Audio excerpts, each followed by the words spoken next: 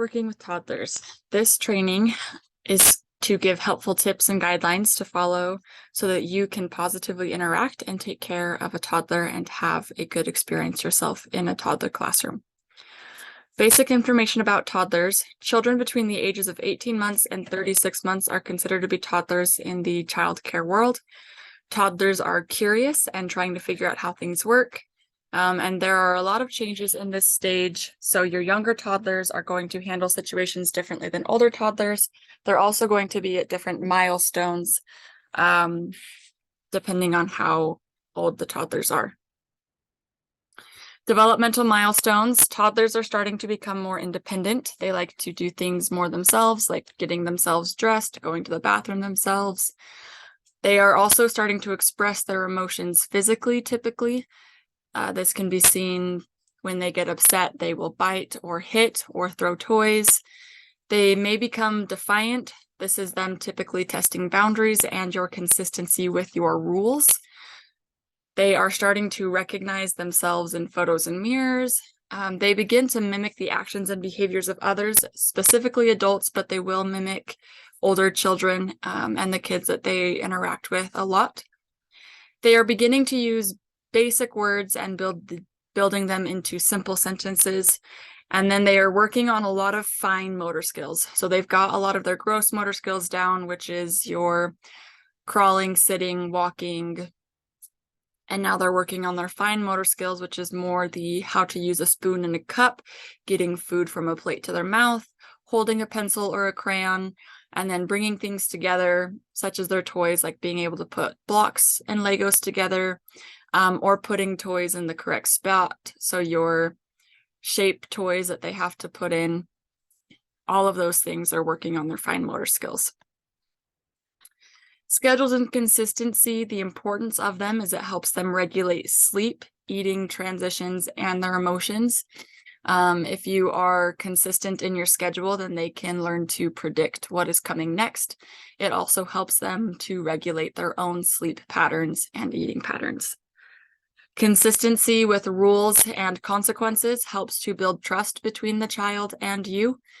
And it's also easier to build consequences into a consistent set schedule because they know what's supposed to be happening. So when they aren't doing those things, consequences can come more naturally.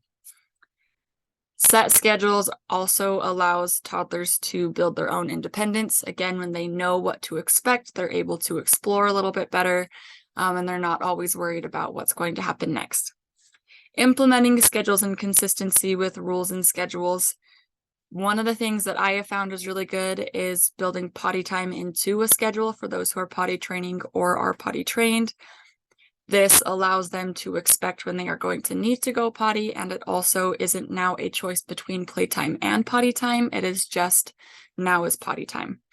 Having a posted schedule, toddlers can't read, but especially when you're trying to implement a schedule, it will help remind you of what's supposed to be happening when. So I would post a schedule and then only use consequences you can follow through with. I've seen a lot of people threaten with outside time or meal times. You have to feed the children and they have to go outside. If the other children are outside, you can't keep them in by themselves. Something else that you can do is having a plan, but being flexible to children's needs. If in the schedule you've set that it's now art time, but you can tell that the kids just really need a brain break and just want to do more of a quiet time activity, being flexible with that, allowing them to have more quiet time now and doing your arts and crafts later. That can also really help to lessen your tantrums and stuff with these toddlers. Also give warning signs of transition periods. So saying in 5 minutes we'll be cleaning up and doing this instead. That also helps them just know what to expect. So toddler safety, I believe that keeping toddlers safe has more to do with active supervision than anything else. You can set all the rules you want to, but really when it comes to keeping toddlers safe, you need to be making sure that you're actively watching them at all times. There are safety rules that the state has set for daycares to follow. So these are things that you need to be aware of, but should already be implemented, such as outlets needs to always have something in them, whether it's something that's actively being charged or plugged into the outlet, or if there's nothing to plug into them, having one of those plastic safety protectors. Those need to be in them. Having chemicals or sharp objects not in reach of children, so either put away up high where they can't reach them, or putting them in a cabinet that has a child safety lock. And then we need to make sure that we are strapping toddlers into all seats that have straps. This includes high chairs, baby chairs, anything that these toddlers will be in. And then again, baby gates to block access to rooms that they should not be having access to, and or to stairs. And then baby locks on all cabinets and drawers that you don't want them having access to. When transporting children, toddlers are never to be left alone in a car, even for just a second. If you get out of the car, you need to get the toddler out of the car as well. So active supervision is being on the floor playing with the children. That way you are in arm's reach of them if something were to happen. If they were to put something in their mouth they're not supposed to have in their mouth. If they start hitting each other, all of these things will help keep these toddlers safe when you are actively on the floor with them. Don't leave them unattended on couches or changing stations. They will try to crawl off because they don't want to be up there. And then always be aware of where a child is and what they are doing. Again, this you don't always have to sit right next to every single toddler. You don't have to hold them all in your laps. But making sure you know where they are and what they are doing will greatly improve their safety when they are with you. And then make sure that there aren't any choking hazards in their reach, such as food that they threw off of their tray that might have been left on the floor, any trash that might have accidentally been left out, such as wrappers or anything that they can choke on, and then too small of toys. So now talking about play, toddlers are in a stage where they are learning, and play allows for them to expand their mind and practice both fine and gross motor skills.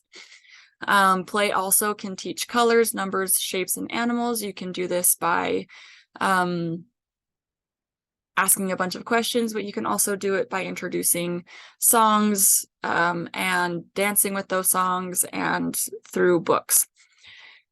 Play also helps toddlers learn to take turns. If you're playing a game, you can say it is Susie's turn and then Johnny's turn, and we have to wait until it's our turn. It also encourages the use of imagination, which is really important for these kids. And then really big importance of play is it's fun, and these kids need to have fun. So some ideas that you can do with toddlers. Most toddlers want to play with adults and not other children. So again, you're essential to their learning, because if you interact with other children, they're going to mimic what you do, and that will help them learn how to interact with other children themselves. But you can do this by singing with a bunch of kids, dancing with them, and reading to all of them. Again, these kids love to mimic what you do, so playing house with them, dress up, cooking, this also expands their imagination. Allow them to get messy. You can do this by arts and crafts, painting on their hands or their feet and putting it on pieces of paper, through water activities if they're allowed, and then sandboxes if they have them. And then anything hands-on toddlers love. So if you're playing with them on the floor with blocks or cars, coloring, or anything else mentioned above. A few extra tips: ask toddlers open-ended questions. An example of this is if you're reading a book about monkeys, you can ask them what they would like to do if they were a monkey. You can also ask them where monkeys live, different things like that, that allows them to answer questions. And then answer toddlers' questions as well. They are curious and learning. This is the stage where they are taking in the most amount of information. So as long as it is an appropriate question and topic for you to talk about, answer their questions. Have a reason for why you would not allow them to do something. If you can't come up with a reason, maybe just let them do it. As long as, again, it's allowed. And then allow toddlers to make mistakes. Everybody in their whole life, by making mistakes, it's how we learn. So instead of stopping a child because they're running and not looking where they're going, allow them to run and not look where they're going and have the possibility of making a mistake, because then they will learn from that instead of only thinking that you're just trying to be controlling. So putting this into practice, biggest thing that you can do is take a shift at a center where you will be specifically working with toddlers, and then put some of what you have learned to use. Come back after your shift and tell us how it went, if things went well, and then let us know if any of the information helped, if there was things that you wish you had known, or if there was something in here that you don't think was important.